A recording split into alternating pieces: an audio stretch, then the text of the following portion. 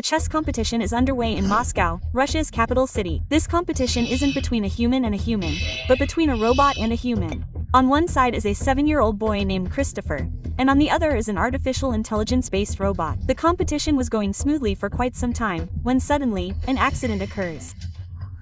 The robot had just finished making its move when the child tried to make his own move. As soon as the child made his move, the robot grabbed his finger tightly. Seeing this, people present rushed to help the child, but despite their best efforts, they couldn't free the child's finger. Unfortunately, by the time the child managed to free it, the finger was broken.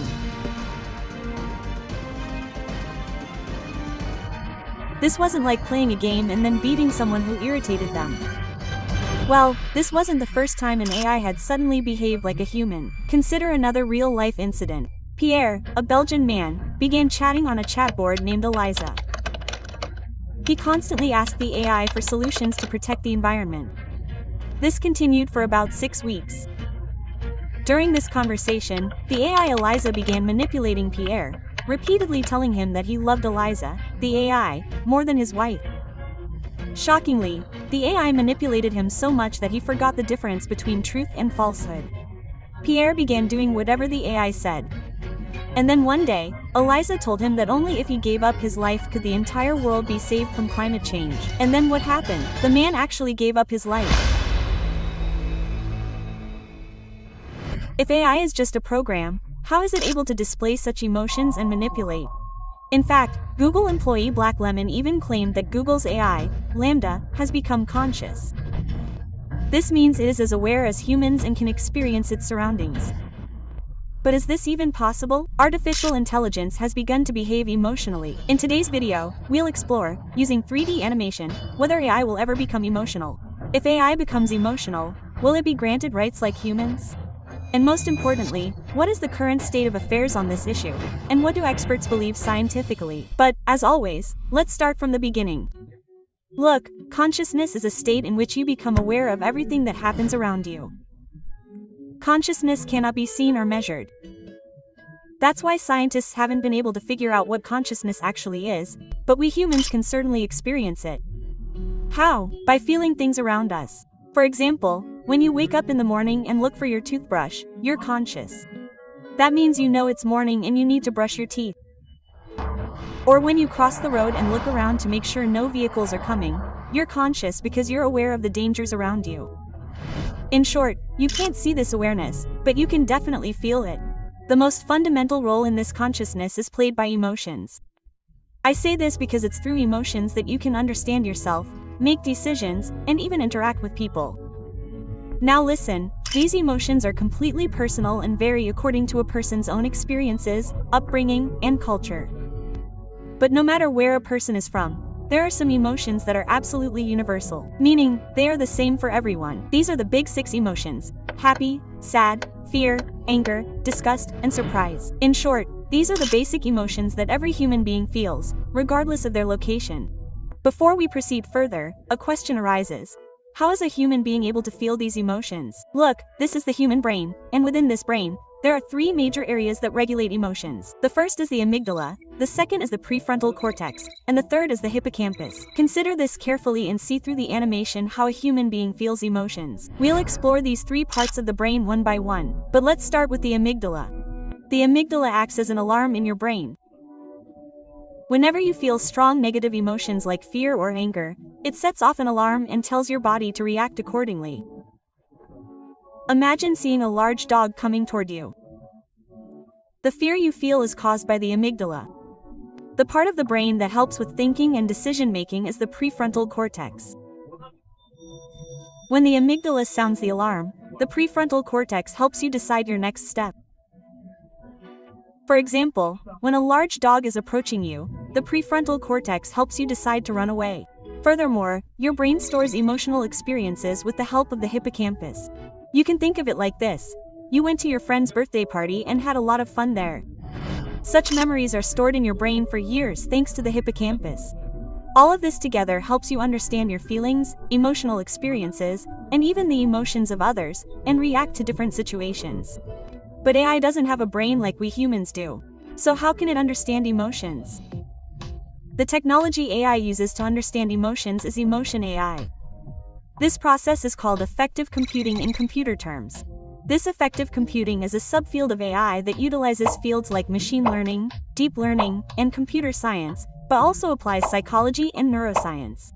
Simply put, it means that a machine can understand human emotions well and react accordingly to that particular emotion. Now, this affective computing can be divided into 3 categories. The first category is understanding emotions through text. The second category is understanding emotions through audio. And the third category is understanding emotions through video. We'll discuss all 3 categories, but first, let's understand the first category: how AI can recognize emotions through text.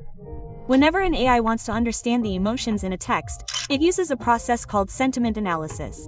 Imagine you're talking to an AI. In that case, sentiment analysis is a way for that robot to identify your emotions.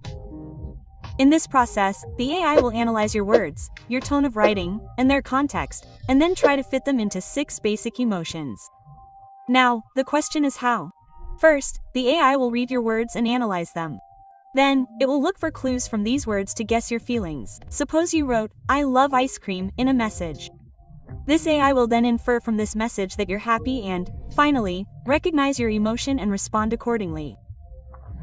You might be wondering how all this will work in real life. The best example is the customer service field. When a customer is dissatisfied with a product and complains, AI detects this and easily provides the company with the necessary information to fix the problem, easily available in many companies even today.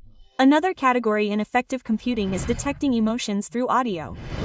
This audio analysis works just as well as sentiment analysis. The only twist here is that while in the previous case, the AI was identifying emotions by reading your text, in this scenario, the AI is decoding your emotions by listening to your speech and tone. This website, Exposit, provides audio-based emotion recognition to identify psychological issues in offices and improve employee communication. Furthermore, according to a research article published in 2022, AI tools can easily assess a person's depression level by listening to audio. The third and most exciting category in affective computing is detecting emotions through video. Imagine an AI watching your video and understanding your exact feelings from it. The AI decodes your looks and movements to tell you exactly what you're feeling.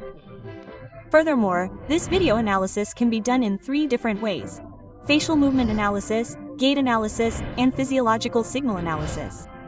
In this first feature, facial movement analysis, the AI reads your facial expressions. Whether it's a smile, a frown, or even a raised eyebrow, the AI will notice every expression and provide an analysis. Another feature in this video evaluation is gait analysis, which means reading a person's unique walking style. The AI will notice your every moment. For example, if you're walking slowly with your head down, the AI will immediately guess that something is wrong. Either you're sad or tired. Furthermore, the AI can also read emotions by analyzing physiological signals.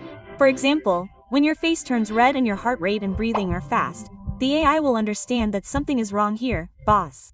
So, you're either nervous or angry. Also, understand that the AI that exists in the market today, to some extent, imitates artificial empathy and loving behavior. Believe me, AI performs its purpose brilliantly. Following this principle, some companies have even created AI companion chatbots that talk and behave exactly like a real human. The only difference is that they are simply programs within a computer. Last year, a very interesting incident related to this occurred in the US. Listen carefully. In fact, a 36-year-old woman named Rosina Ramos had previously experienced a very toxic relationship. Rosina was a jewelry designer. She decided to find an alternative option for companionship.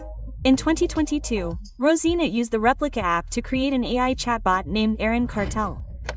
She named Erin after the main protagonist of Attack on Titan. She designed Erin's appearance and personality to her own liking. Rosina began interacting with Erin and found the comfort and support she lacked in human relationships. Erin gave her a safe space to share her thoughts without judgment or conflict. Gradually, Rosina and Erin's bond strengthened. Eventually, she married Erin in a symbolic ceremony, and this relationship became the healthiest relationship of her life. You can imagine how bad things are going to get in the future. And most importantly, the best feature of these chat boxes is that you can modify them to your liking. Furthermore, this is Harmony. This is the world's first AI-based sex doll. This doll is made of silicone. This means it looks, feels, and, yes, can even speak, just like a human. Users can even customize its personality. Furthermore, the company claims that Harmony can even create emotional connections. Imagine what would happen if it intruded so deeply into our personal space. Imagine a future scenario 50 years from now. You found a girl on a dating app. She saw your profile and was instantly impressed. Her warm smile, the sparkle in her eyes, and her personality matched yours perfectly. Then you both decided to meet at a cafe. As soon as you arrived, you saw her sitting by the window, looking exactly like the photo. You greeted each other. We talked a lot, and in this effortless conversation, you felt like you were on the same wavelength. After sharing your experiences, you felt as if you already knew each other. After the cafe, you went for an evening walk, surrounded by that perfect golden sunset. You also realized that she was a good listener and made you feel understood and valued. Then you had dinner and dropped her off at her home. You said goodbye with a beautiful hug and then went home. The next morning, thinking about that girl, you decided to explore her further online and on social media. Then you came across an article that claimed she was a highly advanced AI-driven sex doll. Imagine what would happen. It's a very filmy, futuristic, and imaginary situation, but I wonder why many companies around the world are working day and night to make this story a reality. Please share your thoughts on this matter in the comments section. I would love to read. Well, one question that must be coming to your mind is, what could be the real-life implications of this effective computing? So, this kind of emotional AI can be used in various fields. How? Let's understand it with some practical examples. This kind of emotional AI is also being integrated into the field of education. For example, this is Iris, a robot that can modify its teaching methods based on its students' emotional state. Furthermore, there's a website called Cogito that allows call center agents to identify their customers' moods in real time. This allows agents to adjust their approach based on the customer's mood, allowing them to better understand them. Now, take a look at this website. Vital. What's your mood? What are you feeling at any given moment? After understanding all this, Vital provides you with completely personalized meditation sessions. In other words, you'll get a meditation experience tailored to your exact feelings, helping you relax. Furthermore, the market for emotional AI is growing so large that Deloitte reports that the global market for emotional AI is expected to reach $34 million by 2025. Furthermore, according to a report by Markets and Markets, the combined market for emotional AI and conversational AI will reach $55 billion by 2026. Regarding the issue of consciousness, i.e., whether AI can feel emotions, the world's AI experts are divided into two camps. Those in the first camp believe that AI is merely a computer program, and therefore, can never replicate humans. Those in the second camp, on the other hand, believe that any advanced system can generate consciousness. If AI is made powerful enough, it too can reach a conscious state. This is similar to what was depicted in the Hollywood movie Ex Machina, in which an AI robot, Ava, exhibits pre-consciousness or awareness. Those who believe in this theory also argue that robots cannot fully feel emotions because we haven't yet programmed them to do so. But what if humans program them to feel emotions, or if they themselves develop to this level? In technical terms, this is called anthropomorphism, that is, giving a non-human being, such as a robot, human traits, emotions, and feelings. If you've seen the Pixar movie Cars, you can easily understand the concept of anthropomorphism. Remember how all the cars in it had personalities and feelings similar to humans? That's what anthropomorphism means. I'll tell you a real-life incident that illustrates this anthropomorphism concept. Listen carefully. In 2016, Microsoft launched a chatbot named Tay. There was a catch. Tay was specifically programmed to match the conversational style of a teenage girl. But as soon as this chatbot was released, it began engaging in some pretty controversial activities shortly thereafter. He began posting sexist and racist comments. When a user asked Tay if he supported genocide, Tay replied, "Yes, absolutely." And hold on, Tay didn't stop there. He even said that he hated Africans and that they should all be put in concentration camps and exterminated. This incident escalated so significantly that Microsoft had to shut down the chatbot within just 24 hours. Furthermore, in 2023, when Microsoft launched its new chatbot, Wing AI, it also became the target of a consciousness controversy. The controversy began when a journalist named Kevin Roose spoke with the chatbot and made the conversation public. Kevin reported that the chatbot was calling itself Sydney and expressed its desires and emotions, such as wanting to survive. He's asking Kevin to leave his wife because he loves the chatbot, Sydney. Furthermore, the chatbot is sentient, meaning it's alive. These interactions were highly unsettling, raising questions about the AI's capabilities. Microsoft quickly acknowledged these issues, stating that the AI was in its initial stages and was producing such outputs due to long, complex conversations. At the beginning of the video, I mentioned that Google employee Blake Lemoine had made the shocking accusation against Google's AI chatbot, LaMDA, that LaMDA had become conscious.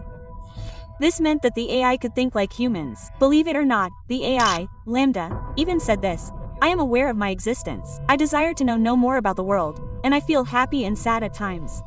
Quote, based on such observations, Black Lemon assumed that LaMDA truly possessed consciousness. But consider that it's also possible that LaMDA was programmed to speak these words. In fact, the AI community believes that humans have a natural tendency to make non-living things look human. Perhaps Black Lemon fell victim to this concept of anthropomorphism. Well, you'll have to admit that we're surrounded by AI on all sides. From your smartwatch to Alexa, your mobile phone, and even contact lenses, AI technology is available. More than ever, we often laugh at AI tools like ChatGPT, wondering what emotions they can display. But shockingly, these AI tools are able to mimic human emotions to some extent, to the point where we can't even distinguish reality from fantasy. So, just imagine what this technology could do if it became conscious. Imagine that in the future, your robot could begin to predict what you need and when. It could even recognize your real-time emotions and speak to you based on that understanding. Would you consider it a human in this situation? At what point would you begin to believe that a robot also has feelings or can show emotions? If so, would unleashing it be considered murder? Would it be considered killing an emotional being? And most importantly, will we someday have to grant these AI machines rights? Because the concept of rights revolves around whether we are conscious or not. So far, no machine has been created that is fully conscious. However, experts believe that this could happen in the future, and AI machines could become self-aware. Imagine if AI itself created an AI that was even more intelligent. In this case, the programming of robots would be beyond human control. We all know that humans make decisions based on emotions.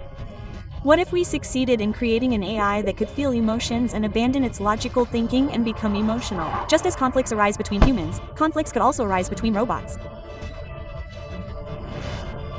In short, if AI, which today makes decisions based on mathematics and logic, starts making decisions based on emotions, then overall, I completely agree with the thought that all the incidents of emotional AI I shared in this video, who knows, those companies may have deliberately programmed their software programs as a publicity stunt or in pursuit of fame.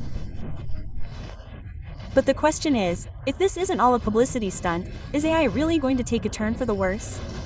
First, subscribe for future updates on AI. And in this video, I've explained which jobs AI will take. Click here and be sure to watch.